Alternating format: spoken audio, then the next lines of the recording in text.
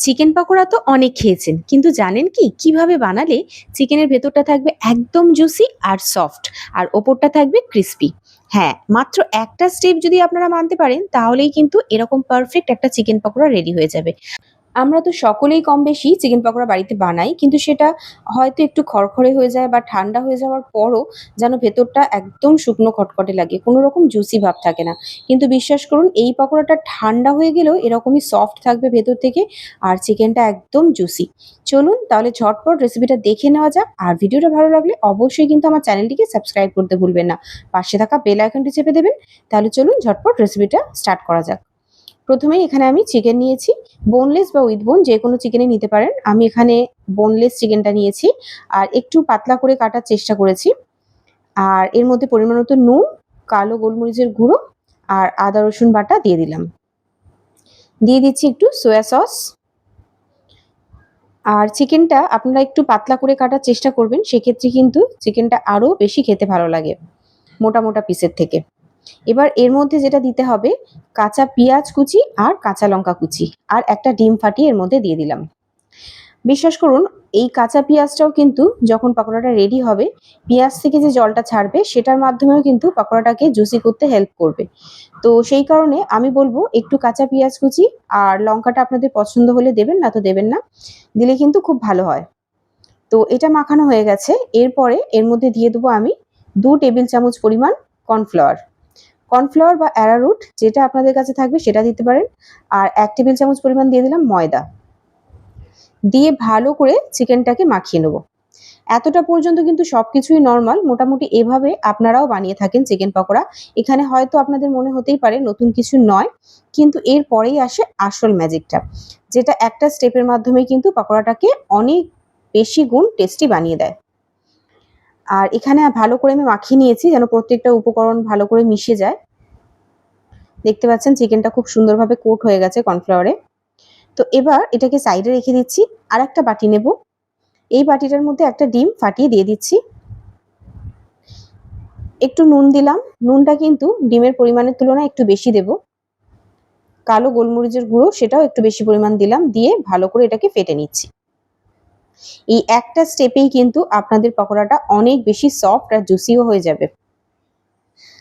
আপনারা হয়তো অনেকেই পেঁয়াজ কুচি চিকেন পকোড়ায় দিয়ে থাকেন, কিন্তু অনেকে আবার দেন না। কিন্তু আমি বলব দিলে কিন্তু পকোড়াটা জুসি হতে হেল্প হয়। এবার এর মধ্যে 1 টেবিল চামচ পরিমাণ কর্নফ্লাওয়ার আর 1 টেবিল চামচ পরিমাণ ময়দা দিয়ে দিলাম। দিয়ে ডিমের সাথে ভালো করে মিশিয়ে নিচ্ছি। একটু জলের প্রয়োজন হবে, কারণ আমরা এখানে একটা ডিম দিয়েছি। একটা ডিমই যথেষ্ট, বেশি দেওয়ার দরকার নেই। সামান্য একটু জল দিয়ে খানিকক্ষণ একটু ভালো করে ফেটে নেবেন। দেখবেন খুব ভালোভাবে এভাবে মিশে গেছে, কোনো কিন্তু ঢেলা ভাব নেই। প্রথমের দিকে একটু ময়দাগুলো ঢেলা ঢেলা ভাব হয়ে যাবে, কিন্তু তারপর ভালো করে মিশিয়ে নিলে দেখবেন এরকম খুব সুন্দর মিশে গেছে। এবার তেল গরম হলে তখন কি করব, যে চিকেনটা আমরা মিশিয়ে রেখে দিয়েছিলাম, এটা চাইলে আপনারা ম্যারিনেট করে রেখে দিতে পারেন। আমার হাতে সময় ছিল না, আমি সঙ্গে সঙ্গেই বানিয়েছি, তাও কিন্তু খুব ভালোই খেতে হয়েছে। আর ম্যারিনেট করে রাখলেও ভালো হয়। এবার 1 পিস করে চিকেন নিয়ে এই যে কর্নফ্লাওয়ার, ময়দা, ডিমের যে গোলাটা বানিয়েছি তার মধ্যে এইভাবে ডুবিয়ে আর এইভাবে আলোক করে তেলের মধ্যে ছেড়ে দিচ্ছি। চেষ্টা করব পেঁয়াজ আর কাঁচা লঙ্কাটাও এই চামচে করে তোলার সময় খানিকটা করে তুলতে, কারণ এই গোলার মধ্যে দিতেই কিন্তু পেঁয়াজ কাঁচা লঙ্কাটা কিছুটা ছেড়ে যাবে। তো দেখতে পাচ্ছেন আমি ঝরিয়ে নিয়ে হালকা হালকা করে আলতু হাতে একটা একটা করে পকোড়া কিন্তু ছেড়ে দিচ্ছি। বিশ্বাস করুন, এই স্টেপটা কিন্তু অনেকটা হেল্প করবে আপনার পকোড়াটাকে অনেকটাই সফট বানাতে। আপনারা নরমাল যখন বাড়িতে পকোড়া বানাবেন, একবার এই স্টেপটা করে দেখবেন আর একবার এই স্টেপটা বাদ দিয়ে নরমাল যেভাবে ম্যারিনেট করা ছিল সেইভাবে ভেজে দেখবেন। তখনই কিন্তু তফাৎটা বুঝতে পারবেন যে দুটো পকোড়ার মধ্যে কতটা বেশি তফাৎ। এই পকোড়াটার টেস্ট কিন্তু সম্পূর্ণ আলাদা হয়। তো আমি এখানে একটু সাদা ভাব থাকতেই নামিয়ে নিয়েছি, মানে গোল্ডেন ব্রাউন হালকা কালার হয়েছে তখনই নামিয়ে নিয়েছি, কারণ আমি পকোড়াগুলোকে সব ডবল ফ্রাই করব। তো সেই কারণেই একটু হালকা যখন কালার আসছে পকোড়াগুলোকে নামিয়ে নিচ্ছি। আর যেহেতু চিকেনগুলো এই পর্যায়ে অনেকটা গরম থাকে, তো এটা নামানোর পরেও কিন্তু কুক হতে থাকবে। আর ততক্ষণে আমি কি করব, বাকি সমস্ত পকোড়াগুলোকেও ভেজে নেব। দেখতে পাচ্ছেন এখন কিন্তু খুব বেশি ডিপ কালার আসেনি।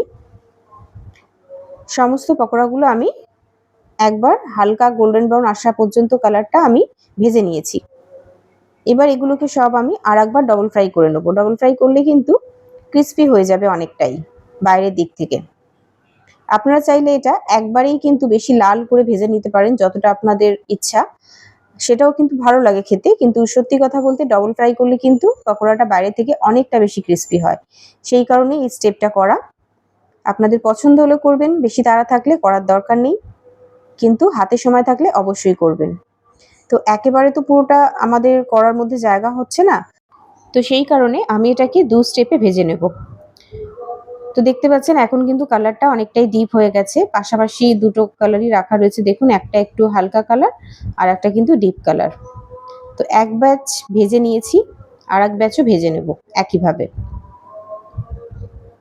আর আপনারা দেখতেই পাচ্ছেন যে মাত্র কয়টুকু চিকেন থেকে কিন্তু কতটা পরিমাণ পকোড়া রেডি হয়েছে। অল্প চিকেন দিয়েও কিন্তু অনেকটা বেশি পকোড়া রেডি হয়ে যায়। আর এই স্টেপটা করার কারণে প্রত্যেকটা পকোড়ার সাইজ কিন্তু অনেকটাই বেশি বড় হয়ে যায়।